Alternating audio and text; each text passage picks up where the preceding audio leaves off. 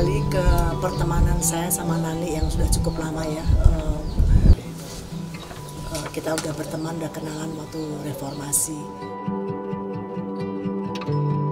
Nani terus mengembangkan Peka, lalu saya mulai bekerja dengan Toraja Melo ya, mulai 2008.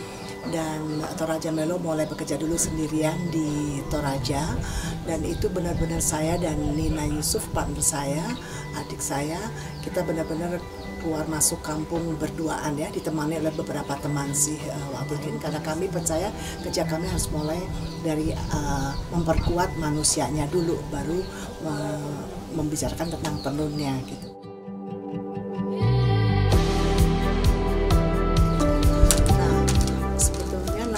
Sudah mulai ngajak ngobrol tahun 2012 yang waktu itu kita lagi pameran di Inacraft. Tapi tahun 2012 Toraja Melo belum siap ya untuk bekerja sama, karena kami juga masih belajar memperkuat diri dan lain-lain.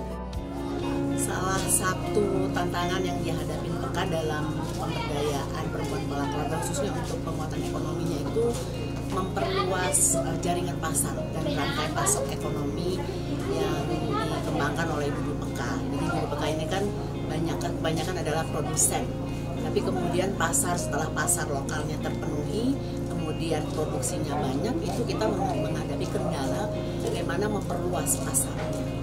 Nah, oleh karena itu kami membutuhkan mitra kerja untuk memperluas pasar ini. Sementara di Peka sendiri sebetulnya kita tidak memiliki keahlian yang cukup untuk membantu komunitas Peka memperluas jaringan pasar dan jaringan produksi juga sebetulnya. Secara resmi sih kami membuat kesepakatan kerjasama tahun 2014 ya, setelah kami pulang dari survei di Adonara dan Lembata untuk bekerja. Kami sekaligus kita mulai di Adonara dan Lembata, lalu setelah itu di Toraja.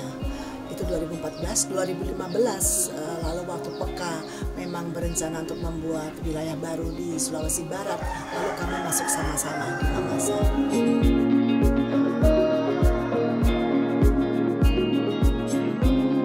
Dalam mencari mitra kerja, kami memang sangat berhati-hati, karena kan komunitas Peka ini komunitas yang awalnya dari komunitas yang sangat rentan gitu, yang mudah sekali nanti dieksploitasi dan sebagainya. Karena itu kita mencari mitra yang memang memahami visi Peka, mengerti cara kerja Peka, cara kerja kami, dan itu kami dapatkan dari Toraja Melo yang memang sudah mengenal Peka dan mengenal orang-orang di Peka juga secara personal. Tapi itu semua memang berdasarkan pada trust and friendship ya. Karena kita harus ada tingkat saling percaya yang sangat tinggi, dan juga pertemanan. Ini ada suatu kolaborasi, suatu inisiatif yang kita coba, ayo yuk kita coba deh, kita sampai kemana sih ujungnya.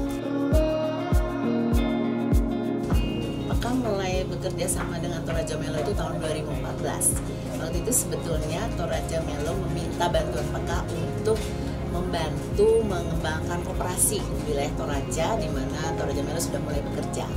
Nah, setelah dari Toraja, kemudian Toraja Melo membantu Peka untuk mengembangkan tenun di NTT, dalam hal ini di Lembata dan di Adonara. Paralel dengan wilayah ini, kita juga kemudian masuk ke Mamasa, yang sebetulnya Mamasa juga wilayah kerja Toraja Melo, tapi komunitas di sini belum terorganisir. Jadi Peka mulai terorganisir di Mamasa.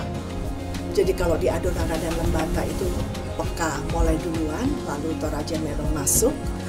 Kalau di Toraja itu Toraja Melo mulai lebih dulu, lalu baru Peka masuk. Nah, di Mamasa ini kami masuk secara bersamaan, secara sistematis bersamaan, di mana Peka membuat organisasi, lalu Toraja Melo tentang desain.